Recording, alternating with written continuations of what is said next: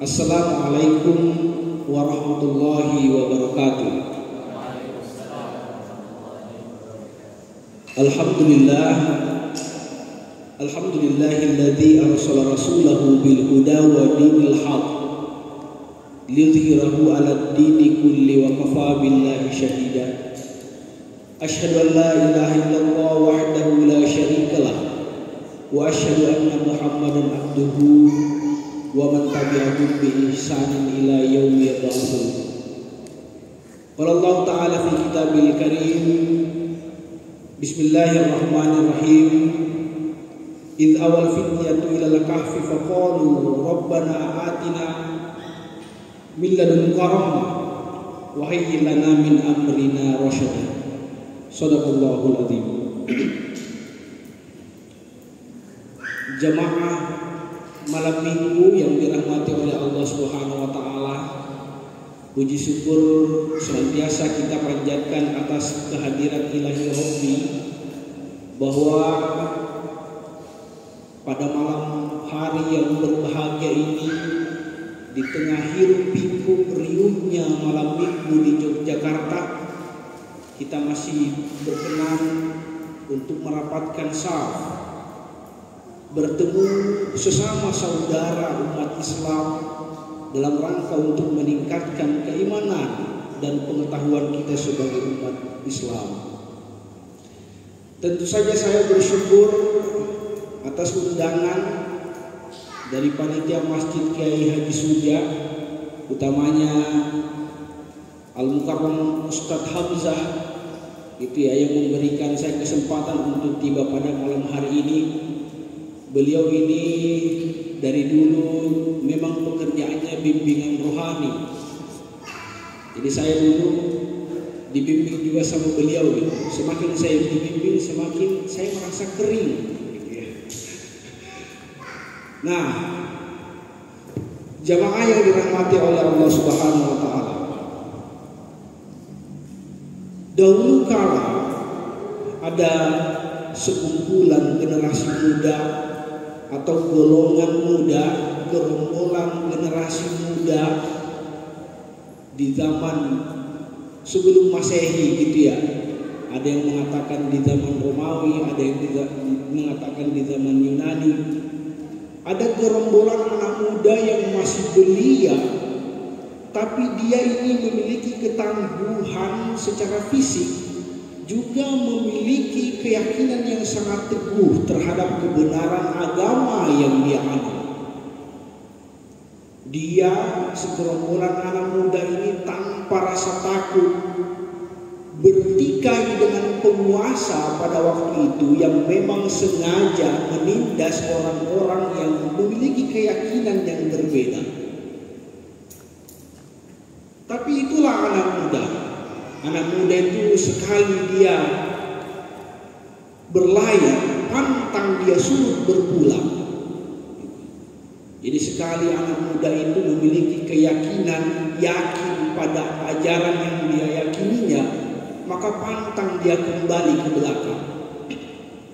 Maka kumpulan generasi muda ini didorong atas dasar keyakinan dan harapan kepada Tuhannya.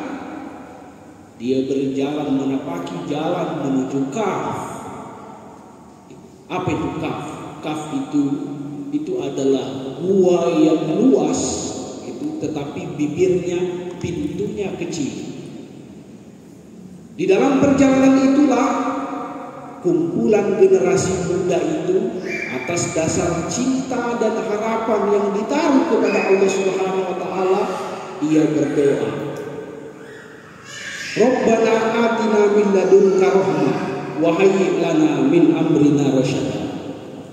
Generasi muda itu diingatkan oleh Allah Subhanahu wa taala kisahnya kepada kita ketika dia berdoa kepada Allah, ya Tuhan kami, berikanlah kami rahmat kepada kami dari sisi dan sempurnakanlah petunjuk di dalam diri kami.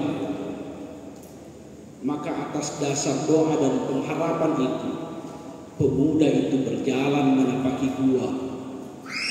Dia meyakini bahwa selama dia berpegang teguh pada ajaran agama Allah, maka tidak ada mara bahaya yang akan menimpa. Maka kisah itu menjadi suatu peristiwa yang sangat gemilang, gitu ya, terkenal, masyhur sekali di dalam sejarah, bahkan kemudian memberikan pelajaran terhadap generasi-generasi sebelumnya. Kira-kira kisah itu kisah apa, teman-teman? Ya, kisah Ashabul Kahfi. Ada yang mengatakan Ashabul Kahfi itu 3 orang, ada yang mengatakan 5 orang, ada yang mengatakan 7 orang. Sedikit sekali generasi muda ini. Jadi ada pada waktu itu ada raja yang namanya Raja Dikianus. Itu siapa aja yang berbeda pendapat dengan dia itu akan dipenjarakan, ditahan. Nah, kira-kira mungkin kayak rezim sekarang gitu ya. Selama ada yang berbeda pendapat dengan rezim, kadang-kala ditangkap, dikriminalisasi. Nah, maka pilihan yang diambil oleh generasi muda itu adalah mengucilkan dirinya terhadap apa yang terjadi di depan matanya. Gitu. Jadi, apakah kira-kira Ashabul Kahfi itu bisa disebut pengecut karena lari dari situasi? Enggak.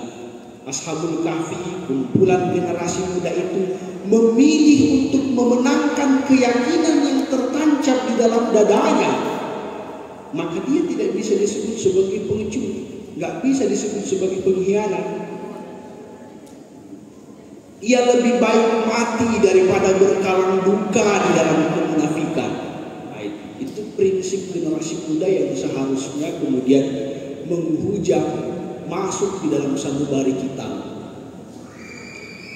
Beribu-ribu tahun kemudian, peran pemuda sebagai suatu pilar peradaban itu nggak berhenti dalam sejarah itu aja. Peran pemuda itu melintasi zaman, melintasi peradaban, melangkah dari satu sejarah ke sejarah yang lain. Maka Islam datang di Jazirah Arab pada waktu itu. Kedatangan Islam itu bukan hanya disambut sumringah oleh para orang tua, tetapi juga disambut sumringah oleh generasi muda yang mengharapkan suatu perubahan. Maka pada waktu itu ada yang disebut Arqam bin Arqam. Tahu Arqam bin Arqam? Siapa itu Arqam bin Arqam?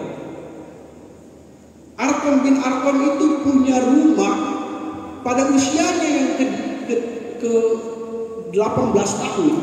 Arqam bin Arqam itu berani untuk menjadikan rumahnya sebagai pusat dakwah umat Islam di Makkah pada waktu itu, di mana banyak sekali orang-orang yang mau menyerang Nabi Muhammad. Bayangin tuh, jadi Arqam bin Arqam itu dalam usianya yang ke-18 tahun dia sudah menanggung resiko. Orang-orang kafir Quraisy pada waktu itu mencari-cari siapa yang melindungi Muhammad. Tempatnya Arqam bin Arqam itulah yang dijadikan sebagai markas besar untuk mendakwahkan Islam secara sembunyi-sembunyi dengan penuh resiko. Begitu juga dengan generasi-generasi sebelumnya, generasi yang sezaman. Ada Usama bin Zaid.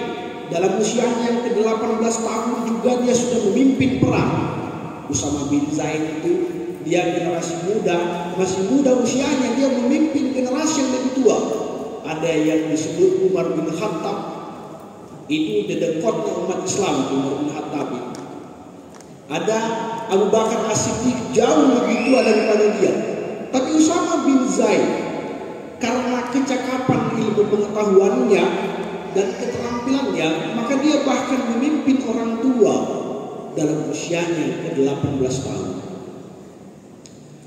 Demikian juga dengan Zaid bin Thabit. Dia generasi muda, usianya 15 tahun, cerdas sekali. Tugasnya dulu itu dia sudah menguasai satu bahasa itu dalam 7 hari. Zaid bin Thabit itu di usianya yang ke-15 tahun. Karena kemampuan dan ketelatenannya dalam dunia bahasa, maka dia dijadikan sebagai penterjemah yang menerjemahkan ajaran-ajaran atau ayat-ayat suci Al-Quran yang berbahasa Arab itu ke dalam bahasa-bahasa yang lain. Begitu juga dengan pemuda-pemuda yang lain, teman-teman. Ada yang kemudian pada waktu itu bertindak sebagai diploma, bertindak sebagai pemimpin perang.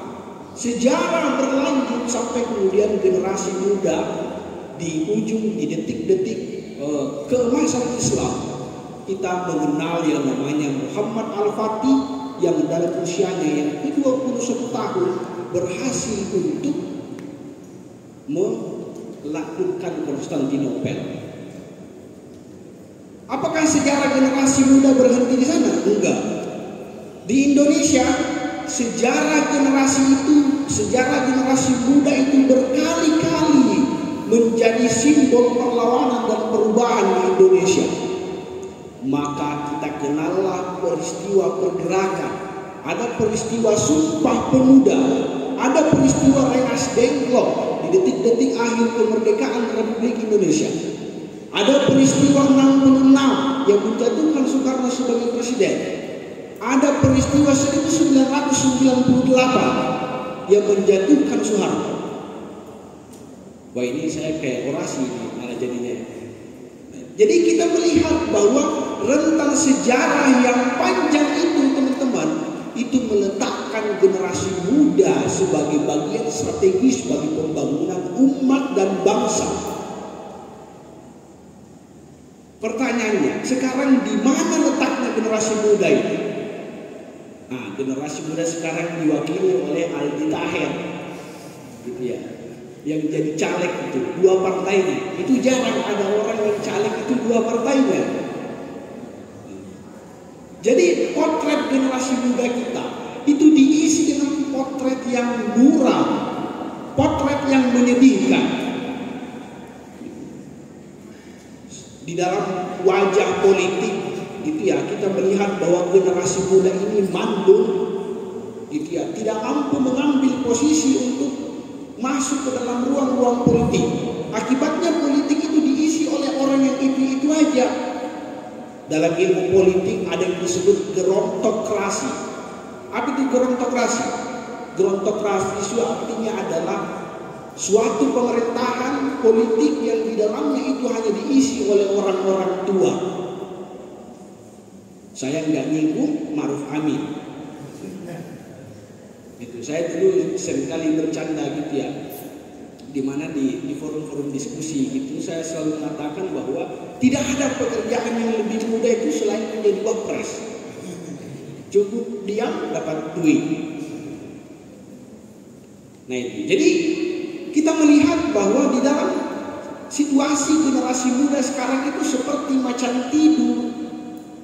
Kenapa dia disebut sebagai macan tidur? Dia punya sumber daya, kekuatan, modal yang besar, tetapi mereka memilih untuk terlelap.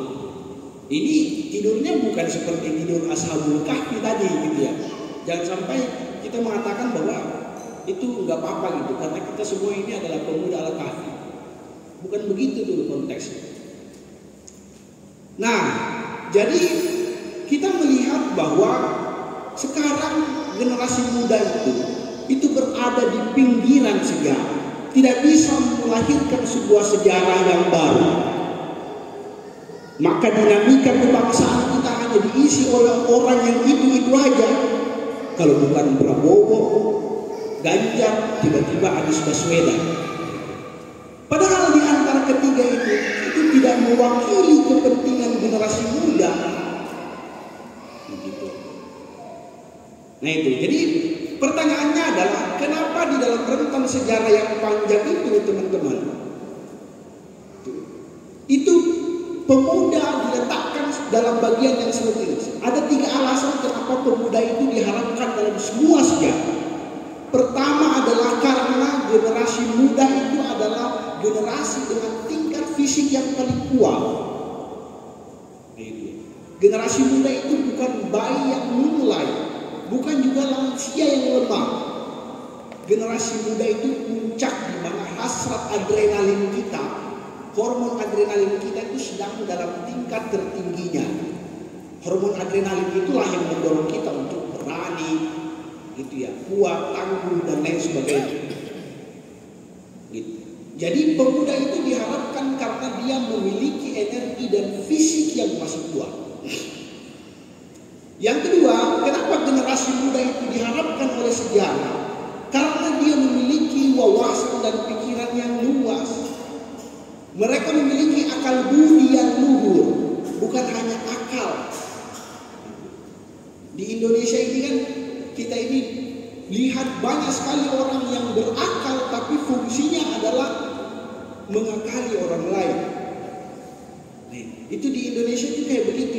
Itulah kalau ilmu tidak berjalan di atas adab, maka yang lahir adalah perilaku-perilaku yang tidak bermoral. Buzzer itu buah daripada ilmu yang tidak beradab. Hoax itu buah daripada ilmu yang tidak beradab. Survei-survei politik yang tidak jelas kebenarannya itu adalah buah daripada ilmu yang tidak beradab.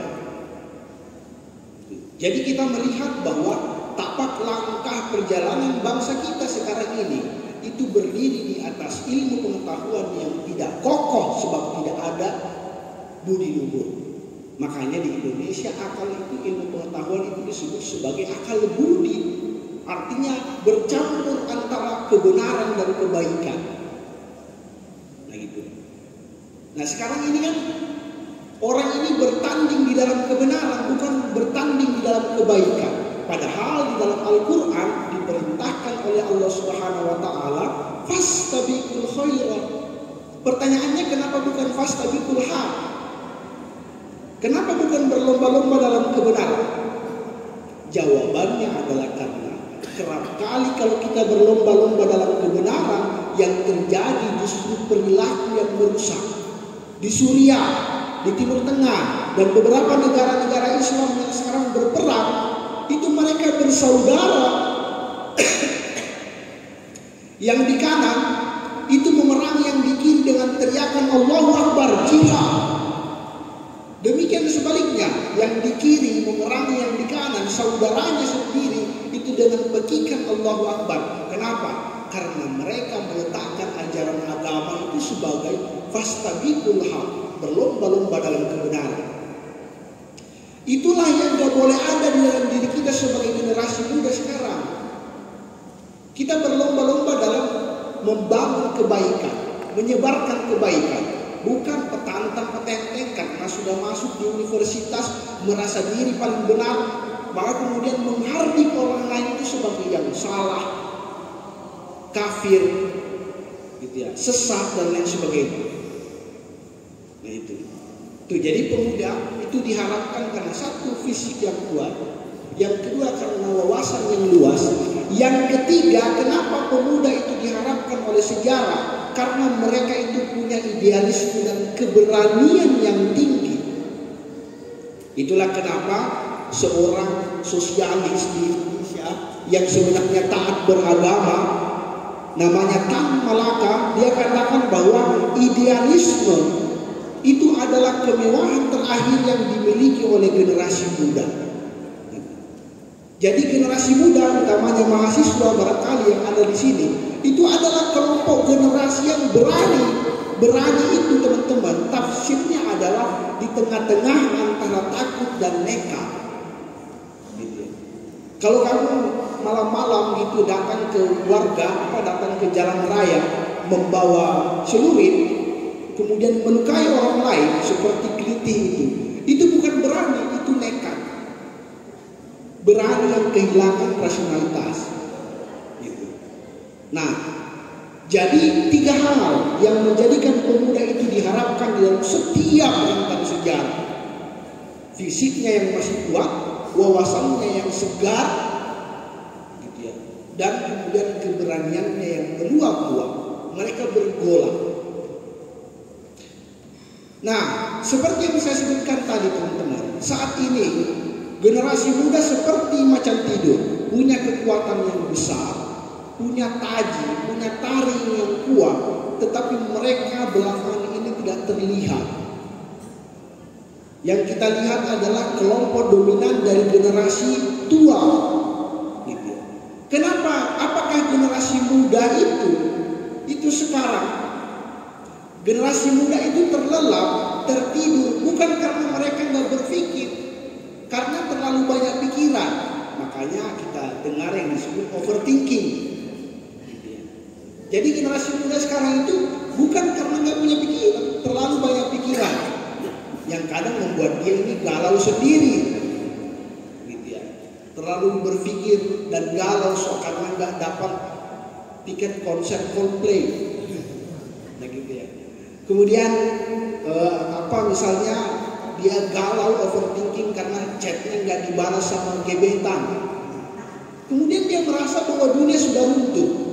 Kalau dunia sudah runtuh, dia merasa perlu staycation. Dia merasa perlu healing. Nah itu generasi muda sekarang itu kayak begitu potretnya ya di luar. Mudah-mudahan nggak ada di tempat ini. Dan saya yakin gak ada di tempat ini yang alay, gitu ya, yang sukanya pacaran gitu ya, karena malam minggu aja di sini gitu ya. Nah, itu ada indikasi bahwa teman-teman masih jomblo gitu ya, karena gak keluar malam minggu. Nah, maka generasi muda sekarang itu menyempitkan makna cinta sekadar sebagai nafsu terhadap lawan jenis. Padahal dulu orang itu, cinta itu dia maknai dalam dan luas. Dia mencintai agamanya, mencintai orang tuanya, mencintai bangsa dan negara. Nah sekarang cinta itu diletakkan sejak ada film Dilan. Maka cinta itu diletakkan hanya mencintai miliar. Maka apa akibatnya? Generasi muda sekarang ini tidak lagi melihat bahwa persoalan bangsa ini berat. Kenapa? Karena bagi generasi muda sekarang yang berat itu adalah menahan rindu. Kata Dilan gitu. Jadi kita ini makin hari itu makin lemah semangatnya, kekuatannya. Kenapa? Karena kita dihantam oleh kebudayaan yang ada dari luar. Belum lagi akibat dari kebudayaan itu, generasi muda sekarang itu menjadi tumpul daya dan upayanya, gitu ya. Itu karena mereka ini dihabisi di kampus. Bayangin sekarang anak mahasiswa itu kuliah dari jam 7 sampai jam 4 sore tanpa istirahat. Akibatnya apa? Mereka tidak punya lagi kesempatan untuk memikirkan hal-hal yang di luar dari dirinya. Nah gitu ya. Tapi kesehariannya sudah berfokus soal bagaimana caranya mendapatkan IPK. Akibatnya lembaga pendidikan itu bukan malah mengembangkan generasi muda, malah menghancurkan generasi muda. Makanya sering saya sebut apa prestasi dari universitas-universitas yang ada di Indonesia. Prestasi terbesarnya adalah melahirkan pengangguran. Itu universitas di Indonesia itu kayak begitu. Nah itu, ini di sini ada mahasiswa saya, tolong jangan dijadikan pembenaran gitu ya. Nah, jadi kita melihat bahwa ada reduksi terhadap nilai-nilai di dalam dirinya generasi muda. Cinta dikerdilkan, disempitkan maknanya. Perjuangan disempitkan, dikecilkan maknanya. Generasi muda sekarang ini teman-teman itu mengalami krisis kejiwaan yang akut. Mudah capek, mudah lelah. Saya pernah meneliti kenapa generasi muda sekarang itu tidak begitu produktif dan mudah mengalami gangguan jiwa. Satu, karena generasi muda sekarang itu capek karena terlalu bersekolah, terlalu kuliah. Karena mereka capek kuliah, maka mereka berpikir untuk menghibur dirinya dengan main game. Permainan-permainan di HP. Tetapi sekarang permainan itu bukan hanya hiburan. Permainan sekarang itu menjadi pekerjaan yang setiap hari kita berupaya untuk menaikkan rating. Akibatnya apa? Otak kita itu bekerja terus. Harusnya kita main game untuk mendapatkan hiburan, malah kita main game itu terkuras lagi energi, pikiran, dan tenaga kita akibatnya tidak ada hiburan. Setelah kita capek main game, capek kuliah, maka kita kembali ke kos. Kita merasa istirahat ketika kita berbaring sambil scroll up media. Di media kita melihat beragam macam isu-isu berita yang lahir, yang itu justru menambah kekalutan jiwa, penyakit jiwa. Ada kasus Desta sama Natasha, biarpun itu kasusnya kita yang galau. Ada kasus pelecehan seksual, ada kasus pembunuhan, pemerkosaan. Teman-teman laki-laki kemarin mungkin baru cari linknya Rebecca. Jadi makin hari kita melihat bahwa kebudayaan kita itu mendorong kita untuk lelah secara kejiwaan. Jadi kalau kita berada di atas kasur, kemudian scroll up media, main game, itu sebenarnya bukan istirahat. Sebab di atas kasur pun kita masih, akal kita itu masih bekerja. Maka nggak ada istirahat. Itulah yang membuat generasi muda sekarang itu mudah galau, mudah overthinking, mudah capek, yang mengakibatkan mereka perlu untuk jalan-jalan keluar. Coba lihat malam minggu nih misalnya. Malam minggu itu teman-teman itu di barat dulu. Kenapa ada malam minggu? Sejarahnya malam minggu. Sejarahnya adalah karena para pekerja, para buruh pada waktu itu bekerja dari hari Senin sampai Sabtu. Akibatnya apa? Orang-orang merasa tidak punya waktu untuk hidup dengan keluarganya. Di perusahaan Ford namanya, perusahaan mobil gitu, otomotif. Karena mereka capek, para pekerja itu merasa dirinya ditindas, maka mereka menuntut untuk ditambah hari libur, namanya hari Sabtu. Untuk apa? Supaya mereka dengan keluarganya itu bisa malam minggu. Nah itu sejarahnya. Nah sekarang anak muda itu beda. Tugasnya dari hari Senin sampai Jumat itu tidur. Kemudian malam Sabtu malam merasa dirinya capek, maka perlu malam minggu. Nah itu seperti Patrick yang bikin baton itu. Patrick itu kenapa betul? Patrick itu karena dia capek tidur, maka dia tidur. Solusi bagi Patrick, wah saya ini ditanya sama SpongeBob, kenapa kamu tidur mulu Patrick?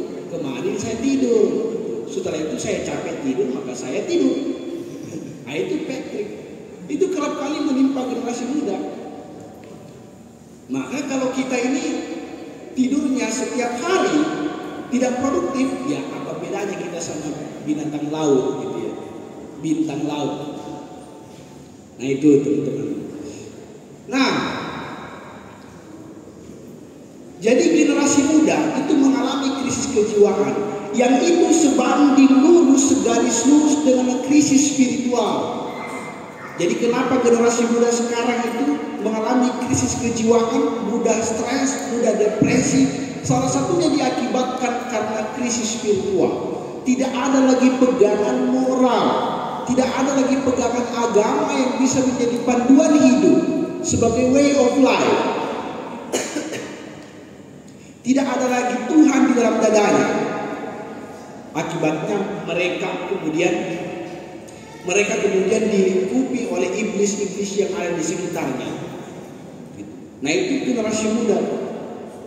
Karena sudah tidak ada pegangan moral, tidak ada, generasi muda mengalami krisis spiritual yang berakibat pada krisis kejiwaan, maka generasi muda sekarang itu hanya dua yang mereka cari. Karena stres, generasi muda itu dua perilakunya sekarang. Kalau bukan bunuh diri, ya bunuh orang. Nah makanya di Jogja itu banyak sekali fakta generasi muda itu bunuh diri. Ini karena beruntung aja teman-teman masih waras. Di Jogja banyak sekali faktor yang bisa membuat orang ini gila. Faktor UMR rendah, begitu ya. Faktor persaingan yang ketat dan lain sebagainya. Itu sebetulnya membuat kita ini rentan untuk frustasi. Maka yang bisa menegakkan jiwa kita supaya tidak gila itu diri kita dan Tuhan. Maka berpulanglah kepada Allah. Jangan apa-apa berpulang ke Mario Teguh, gitu. Cari motivasinya ke Mario Teguh, gitu. Yang itu nggak ada validasinya. Gitu. Itu. Maka saya tuh kasihan kalau ada fakta bunuh diri gitu ya dari mahasiswa di Jogja, karena persaingan yang sangat tinggi di Jogja, kemudian UMR yang sangat rendah. Luluh juga hati saya itu, karena saya merasakan juga apa yang mereka rasakan. Tapi itulah Jogja, teman-teman. Sampai kapanpun Jogja itu bukan tempat untuk mencari penghidupan, tapi Jogja itu mengajarkan segala hal tentang kehidupan. Penghidupan dan kehidupan itu dua hal yang berbeda. Penghidupan itu maknanya material, kita mencari duit. Kalau mencari duit di Jogja ini sulit sekali. Tapi kalau kita mencari makna dan pelajaran hidup di Jogja, inilah segala mata pencarian. Nah, di Jogja inilah orang mahasiswa itu belajar untuk berbahasa dengan cara yang baik, untuk mengutang ke temannya. Di Jogja inilah juga kita belajar bagaimana caranya menjadikan Magicom sebagai tempat untuk masak sayur. Jadi Jogja ini mengajarkan segala hal kepada kita. Saya punya istri yang di belakang itu saya dapatkan juga di Jogja, gitu ya. Sampai sekarang dia senang, suka sama saya. Alhamdulillah dukun saya masih mempan. Dia masih cinta gitu sama saya. Saya sama istri saya melihat Jogja itu memang bukan sebagai tempat untuk mencari penghidupan, tetapi menurut kami berdua Jogja itu adalah silabus dan kurikulum hidup. Sampai tiba masanya kita pergi dari kota ini, kita harus pergi dengan kepala tegak, membawa seluruh pelajaran-pelajaran hidup yang kita ambil dari Jogja. Begitu juga dengan teman-teman. Maka jangan lupa menikah. Nah, jadi banyak sekali kasus bunuh diri sebagai akibat daripada krisis kejiwaan. Fenomena yang kedua, banyak sekali karena krisis kejiwaan dan hilangnya pegangan moral, anak muda itu berani membunuh orang. Itulah yang terjadi di Makassar. Ada orang berusia 17 tahun berani dia hantam anak kecil 8 tahun gitu kalau nggak salah, 12 tahun gitu ya, dipukul kepalanya, dimat-mat sampai mati, sampai tewas untuk diambil ginjalnya karena dia tertipu oleh informasi-informasi di media sosial. Usianya 18 tahun berani membunuh orang untuk mengambil ginjalnya, setelah itu dibayar ke orang lain. Nah, itu generasi muda sekarang lebih keras daripada Genji. Nah itu, jadi kita lihat sekarang krisis kejiwaan itu berdampak kepada anarkisme, gitu ya, anarkisme, kekerasan yang terjadi di mana-mana. Kehilangan pegangan moral itulah teman-teman membuat generasi muda sekarang ini tuh juga berlaku culas. Itulah yang menimpa Indra Kents dan Doni Salmanan. Kaya tapi kehilangan pegangan moral. Akibatnya dia mendapatkan kekayaan, gemilang kekayaan itu dengan cara yang culas. Dulu dia penantang petenteng di mana-mana, di kamera katakan bahwa, "Woi, murah banget." Itu Indra Kents. Nah sekarang dia skakmat kan di penjara. Nah itulah orang yang tidak menyandingkan antara kehidupan dunianya dengan kehidupan akhirat. Tidak menyandingkan antara kehidupan ekonominya dengan kehidupan spiritualnya. Nah itulah yang kemudian menjadi potret kesejarahan kita atau potret sosial kita yang ada di Indonesia secara lebih umum. Jadi generasi muda sekarang itu mengalami krisis multidimensional, gitu ya. Tadi ada krisis politik, gitu ya. Krisis politik itu di mana mereka generasi muda tidak tampil dalam sejarah politik kita untuk merebut kekuasaan. krisis spiritual yang menjadikan generasi muda sekarang ini kehilangan pegangan moral. Ada krisis kejiwaan, termasuk di dalamnya krisis ekonomi. Jadi generasi muda itu sekarang itu mengalami krisis ekonomi. Nah itu, dalam data yang ada di BPS itu ada setengah dari jumlah orang Indonesia, hampir setengah dari jumlah orang Indonesia itu adalah generasi muda. Tapi mereka hampir nyaris semuanya itu berhadapan-hadapan dengan ancaman kemiskinan dan ketimpangan. Itulah yang kemudian berpotensi untuk melahirkan krisis ekonomi, gitu ya. Begitu dengan krisis multidimensional yang lain itu, atau krisis-krisis yang lain. Nah, teman-teman semua, wah harusnya saya panggil jamaah ya. Saya kebiasaan soalnya di organisasi gitu, panggil teman-teman gitu. Jamaah yang dirahmati oleh Allah Subhanahu wa taala. Seluruh bentuk krisis yang menimpa generasi muda sekarang itu adalah akibat dari menurunnya karakter Islam di dalam dirinya. Jadi makin hari tergerus terkikis karakter Islam. Maka solusinya adalah penguatan karakter Islam. Nilai-nilai Islam itu harus dijadikan sebagai basic values, nilai-nilai dasar dalam kehidupan kita. Sekaligus juga harus dijadikan sebagai behavioral values, nilai-nilai perilaku yang membimbing kita untuk menentukan mana yang baik, mana yang benar, mana yang baik, mana yang buruk, mana yang benar, mana yang salah. Jadi, apakah ini tepat saya lakukan? Jangan-jangan ini tidak tepat saya lakukan. Agama harus menjadi basic values dan harus menjadi behavioral values bagi generasi muda. Pertanyaannya adalah, karakter apa saja yang harus dimiliki oleh generasi muda sekarang dalam menghadapi semua tantangan hidup yang ada di depan mata? Pertama yang harus dimiliki oleh generasi muda itu adalah salimul akidah. Akidah yang lurus. Jadi generasi muda itu harus memiliki keyakinan yang mengikat di dalam sanubarinya, keyakinan yang teguh terhadap Allah Subhanahu wa taala. Keyakinan yang menancap di dalam diri kita, kejiwaan kita, dia disebut sebagai akidah yang lurus kalau kemudian itu mewujud pada perilaku-perilaku dan tindakan kita. Gitu ya. Jadi akidah itu bukan hanya datang di masjid, gitu ya. Kemudian setelah itu kita di luar petantang-petenteng berlaku culas. Gitu ya. Nah, coba di Indonesia, apakah kemudian di Indonesia ini sedikit orang muslim, banyak orang muslim itu, tetapi mereka tidak memiliki akidah yang lurus. Mereka meninggalkan Tuhan di dalam masjid.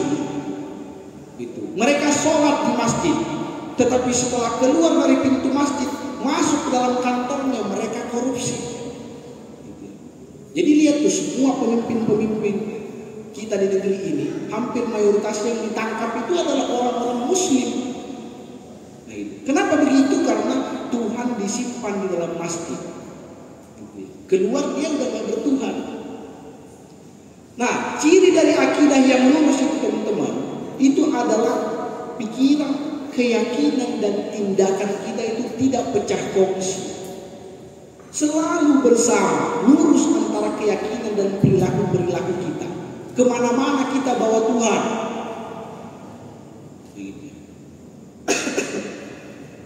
Jadi akidah yang lurus. Pertanyaannya adalah, adakah kemudian akidah yang bengkok? Nah, di Muhammadiyah itu ada yang disebut sebagai akidah yang bengkok, gitu. Atau akidah yang gak lurus. Gitu. Apa itu? Pertama adalah kebodohan dalam berkeyakinan. Gitu ya. Jadi kita itu diberikan akal oleh Allah Subhanahu wa taala itu dalam rangka mengetahui yang kita yakini. Nah, gitu ya. Jadi banyak orang itu yang tidak tahu pada keyakinannya. Ada juga orang yang tidak yakin pada pengetahuannya. Gitu. Akidah itu teman-teman, itu harus dibarengi dengan ilmu pengetahuan. Maka kita kenallah frasa tak kenal maka tak sayang. Kita hanya bisa mengenal Tuhan, itu kita hanya bisa menyayangi Tuhan, dekat dengan Tuhan kalau kemudian kita kenal. Mengenal Tuhan itu mensyaratkan atau meniscayakan ilmu pengetahuan. Maka kita harus memiliki salimul akidah, akidah yang lurus, yang itu didorong oleh kecakapan dan kedalaman ilmu pengetahuan. Ciri akidah yang bengkok itu adalah keyakinan yang tidak berbanding lurus dengan pengetahuan. Yang kedua, adakah akidah yang berpotensi rusak? Ada yang disebut sebagai ta'assub. Akidah yang dibarengi dengan sikap fanatik terhadap sebuah ajaran. Gitu ya. Jadi ada orang itu yang kemudian terlalu fanatik gitu ya terhadap ajaran agamanya. Gitu ya. Dulu saya pernah punya teman, punya istri, dia diusir sama istrinya. Kenapa? Karena dia terlalu soleh. Gitu ya. Saya punya teman laki-laki, dia diusir sama istrinya. Kenapa? Karena dia terlalu soleh. Setiap hari kerjaannya cuma baca Quran dan sholat di rumahnya gitu, atau di masjid. Sampai-sampai dia lupa kerja. Dan dia merasa bahwa itu akidah. Nah, itulah yang disebut di dalam ajaran agama sebagai ta'assub. Nah, gitu ya. Atau fanatik. Fanatik itu menghilangkan rasionalitas, menghilangkan kecerdasan, gitu ya. Padahal agama itu harus didekati dengan aklun sahih, pikiran yang benar. Nah, gitu. Pikiran yang terbuka. Nah, yang ketiga, akidah yang berpotensi rusak itu adalah akidah yang dibarengi dengan sikap gulu, berlebih-lebihan. Nah, gitu ya, sikap yang berlebih-lebihan. Kemarin saya ketemu sama seorang habib. Gitu ya. Di Muhammadiyah kita tidak begitu mengenal yang disebut habib, gitu ya. Saya pernah ketemu sama seorang habib. Gitu ya. Saya berdialog tentang agama dengan habib itu. Gitu ya. Karena saking dalamnya, habib ini dalamnya diskusi kami. Habib ini merasa pengetahuan saya ini lebih tinggi daripada dia. Maka tangan saya dicium habis-habisan. Padahal nggak pernah ada kebudayaan seperti itu di Muhammadiyah. Nah, boleh jadi itu adalah salah satu tanda daripada sikap gulu berlebih-lebihan. Ya. Sikap berlebih-lebihan itulah yang kemudian mendorong orang untuk berlebih-lebihan dalam agama, mendorong orang untuk menghina keyakinan agama orang lain. Begitu. Wah, ini kafir. Orang jangan milih pemimpin non muslim. Ini adalah penista agama, dan lain sebagainya. Gitu. Kita menjadi seorang umat beragama yang justru irasional, kehilangan rasionalitasnya. Padahal agama itu mendorong kita berpikir rasional. Kemudian yang keempat, ciri daripada akidah yang salah kaprah itu adalah taklid buta, mengikuti ajaran agama tanpa dasar. Yang kelima, ciri akidah yang berpotensi rusak itu adalah sikap ghaflah, lalai terhadap renungan-renungan terhadap ajaran agama atau ajaran Tuhan. Kita setiap hari sholat tapi tidak tahu makna sholat. Kita setiap Senin Kamis berpuasa tapi kita tidak paham makna daripada puasa. Setiap tahun kemudian umroh dan haji tetapi tidak tahu makna daripada haji. Coba lihat tuh emak-emak sekarang berhaji. Haji itu sebenarnya substansi spiritualnya adalah membawa kita pada titik nol. Nah, makanya orang pakai baju ihram semua tuh kalau haji atau umroh. Artinya kemudian kita ini tidak memiliki apa-apa. Maka haji dan umroh itu substansinya adalah mendorong kepribadian yang rendah hati. Nah, faktanya di Indonesia semakin orang haji semakin banyak kalung emasnya. Gitu. kemana-mana penantang petenteng gitu ya, merasa dirinya sebagai paling suci. Nah, itu. Jadi kehilangan substansi daripada ajaran agama. Nah itu. Jadi pemuda Islam teman-teman, atau kita sebagai generasi Muslim, dalam rangka menghadapi setiap bentuk masalah yang ada di depan mata, kita harus memiliki salimul akidah, akidah yang lurus. Yang kedua teman-teman, yang harus kita miliki sebagai seorang atau sekelompok generasi muda Muslim, yang harus kita miliki adalah shahihul ibadah, ibadah yang benar. Kita tekun beribadah, tetapi ibadah-ibadah kita itu berdasar pada tuntunan-tuntunan, gitu ya. Bukan kemudian semua kita anggap ibadah. Gitu ya. Jadi ibadah yang berlebih-lebihan itu juga nggak boleh teman-teman, seperti yang saya sebutkan tadi. Gitu ya. Ibadah yang berlebih-lebihan itu barangkali ujungnya itu bisa menjadi bid'ah. Gitu ya, bid'ah dalalah finnar. Jadi berlebih-lebihan menambah ibadah yang itu berakibat pada penyesatan umat Islam. Yang ketiga yang harus dimiliki oleh generasi muda sekarang itu adalah matimul khuluq, akhlak yang mulia, akhlak yang baik. Jadi kita mendorong supaya kemudian kita berfastabiqul khairat, gitu ya. Selalu menjadikan diri kita itu bermanfaat untuk orang lain, atau minimal tidak menyakiti orang lain.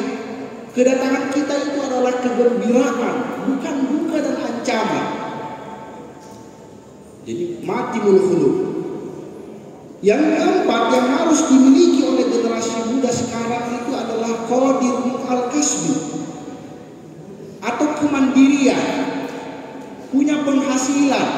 Nah, generasi muda itu sekarang Sandiaga Uno itu melahirkan atau menggagas habis-habisan ekonomi kreatif. Nah, teman-teman juga harus mendorong diri untuk menjadi pelaku-pelaku ekonomi. Supaya apa tujuannya? Supaya teman-teman berdaulat dan berdikari, tidak mudah diperintah oleh orang lain. Kalaupun belum memiliki penghasilan sendiri, minimal tidak merepotkan orang tua, gitu ya.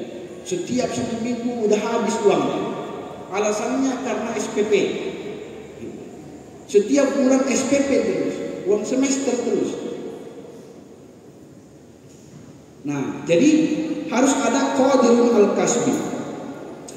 Kemudian muthaqil fikri. Kita bermimpi generasi muda sekarang itu harus memiliki wawasan intelektual yang luas. Tetapi wawasan intelektual itu kegunaannya supaya kita bisa membaca situasi di sekitar kita, bukan sekadar membaca huruf atau mengucapkan sesuatu. Bukan itu tujuan dari ilmu pengetahuan. Sekarang kan kita melihat seolah-olah tujuan pengetahuan itu supaya orang bisa pandai ngomong, gitu ya, atau pandai menulis dan pandai berucap. Padahal bukan itu tanda kebenaran, bukan itu tandanya seseorang itu berhasil sebagai akademisi. Dulu ada sosiolog namanya Paulo Freire, sosiolog pendidikan. Dia katakan bahwa dunia pendidikan itu terlalu banyak melahirkan burung beo. Bagaimana cirinya seekor burung beo? Burung beo itu mudah dilatih berucap. Kita mengatakan A, dia mengatakan A. Kita mengatakan B, dia mengatakan B. Nah, dunia pendidikan menurut Paulo Freire itu banyak melahirkan burung beo. Yang keenam yang harus dimiliki adalah qurriul jismi, fisik yang kuat dan sehat. Jangan seperti saya ini udah 2 kali jadi pasien PKU Gamping gitu. Setidaknya dalam 2 bulan terakhir. Ya, 3 bulan terakhir gitu ya. Yang menjadi bimbingan rohani saya ya Ustaz Hamzah ini. Saya masih sehat, kadang-kadang beliau sudah mutalkinin saya gitu. Nah, jadi kita harus memiliki fisik dan jasad yang kuat. Karena banyak hal yang harus kita selesaikan. Bukan hanya menaklukkan rindu, gitu ya kalau kata Dylan kepada Milea. Nah kemudian di dalam dirinya seorang generasi muda itu juga harus ada mujahidun li nafsi. Dia punya semangat yang kuat, hamasa kalau dalam bahasa agama, punya giroh yang kuat, punya keinginan, ambisi yang kuat. Untuk apa? Untuk menaklukkan seluruh tantangan-tantangan hidupnya yang ada di depan mata. Tantangan ekonomi, tantangan politik, tantangan kebudayaan dan lain sebagainya. Kemudian ada juga munadzam fisyuni. Munadzam fisyuni itu adalah kita ini tidak macam-macam hidup di generasi muda. Tidak banyak melakukan tindakan yang sia-sia. Gitu ya. Tidak banyak tidak banyak gerakan tambahan. Gitu ya. Berlaku secara proporsional, tahu batas. Kemudian generasi muda sekarang itu harus memiliki karakter harisun al-waktu, bisa menghargai dan mengelola waktu dengan baik, selalu produktif, gitu ya. Tujuan pengelolaan waktu itu supaya kita bisa produktif. Makanya di dalam agama itu disebutkan faiza faragta fansab. Kalau selesai suatu pekerjaan dilakukan dengan kerja keras, maka segera laksanakan pekerjaan-pekerjaan yang lain. Di belakang aja staycationnya gitu, nanti aja galaunya, nanti aja hilirnya. Taklukkan dulu seluruh pekerjaan-pekerjaan yang ada di depan mata. Itulah yang disebut sebagai menghargai waktu atau harus Allah. Dan yang terakhir, karakter generasi muda Muslim yang harus dimiliki sekarang di dalam upaya untuk menaklukkan seluruh tantangan-tantangan zaman itu adalah nafi'ul lighair. Kita berguna terhadap orang lain. Kita punya kemanfaatan terhadap orang lain. Gitu ya. Kalau kita punya uang, kita mau berbagi terhadap orang lain. Kalau kita punya makanan, kita mau berbagi kepada orang lain. Kalaupun kita hanya punya senyum, kita bisa senyum terhadap orang lain. Gitu ya. Salah satu contoh kebaikan kecil misalnya yang bisa kita lakukan, yang kemarin sama istri saya amalkan, itu mempersilahkan orang lain untuk, misalnya kita berpapasan dengan orang lain, kita persilahkan orang lain itu lebih dulu. Nah itu bagian daripada berguna terhadap orang lain. Dari hal-hal yang paling kecil, minimal tidak mengganggu orang lain. Nah begitu teman-teman. Jadi kalau kita lihat dari sejarah yang panjang tadi, gitu ya, pemuda itu memiliki peran yang sangat besar terhadap pembangunan peradaban. Islam sebagai dinul hadarah, Islam sebagai agama peradaban, itu ditopang dan didorong oleh generasi muda. Nah kemudian kita beranjak melihat peristiwa atau kejadian pemuda sekarang, gitu ya, maka kita harus berefleksi, melakukan hisab terhadap nasibnya generasi muda sekarang, sembari kita melihat tapak langkah selanjutnya generasi muda ke depan ini mau diapakan. Prinsipnya adalah tadi 10 karakter itu harus ada di dalam sanubari dan jiwa kita. Jamaah yang dirahmati oleh Allah Subhanahu wa taala. Terakhir, sebelum saya kembalikan ke moderator, kita sepanjang kita masih hidup, teman-teman semua, maka pastikan bahwa seluruh daya, akal, pikiran dan tenaga kita itu kita persembahkan sepenuh-penuhnya kepada Allah Subhanahu wa taala. Kalau kita mahasiswa, kita bertarung habis-habisan di kelas untuk mendapatkan ilmu pengetahuan. Kalau kita pekerja, kita bekerja atas ridho Allah Subhanahu wa taala. Sehari-hari kita harus mengeluarkan tenaga yang paling tinggi. Sehari-hari kita harus menguras pikiran kita untuk mendekatkan diri kepada Allah, berjuang di jalan Allah Subhanahu wa taala.